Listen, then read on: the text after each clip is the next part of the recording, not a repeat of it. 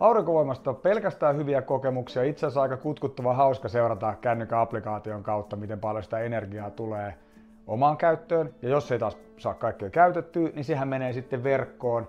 Ja mähän hyödyn siitä sit taloudellisesti, tulee hyvityslaskuja sähköyhtiöiltä tai niin poispäin. Vaikka Tuomas Tuominikula, Helsinki, Pakila, olen radiotoimittaja ja paikallisaktiivi, omakotiyhdistyksen varapuheenjohtaja muun muassa.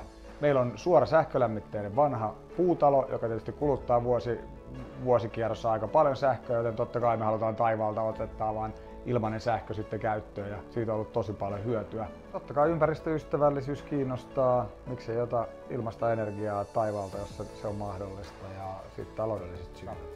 Aurinkopaneelit löytyi meidän katolle kaverisuosituksesta, löytyi Solarvoimasta hyvät suositukset, joten oli aika helppo rupea pyytää tarjousta. Pyysin myös muualta tarjouksia ja tämä tuntui erittäin toimivalta myös hinnan puolesta. Asennus meni jouhevasti, tähän siinä meni. Olisiko se samana päivänä tullut sitten kaikki samassa paketissa. Asentajat erittäin mukavia tyyppejä, vähän katseltiin jotain piuhojen paikkoja, että mihin ne sais menee mukavasti ja he ottivat hyvin tarkasti huomioon myös sen, kun vaimon kanssa toivottiin, että piuhoja olisi mahdollisimman vähän näkyvillä vaikka ulkolaudotuksessa ja eihän niitä huomaa ollenkaan, ne saatiin pujotettua hienosti sinne laudotuksen väliin ja näyttää nätiltä. Siinä ne on nyt koko komeudessaan. Mun mielestä ne istuu sinne ihan sairaan hyvin.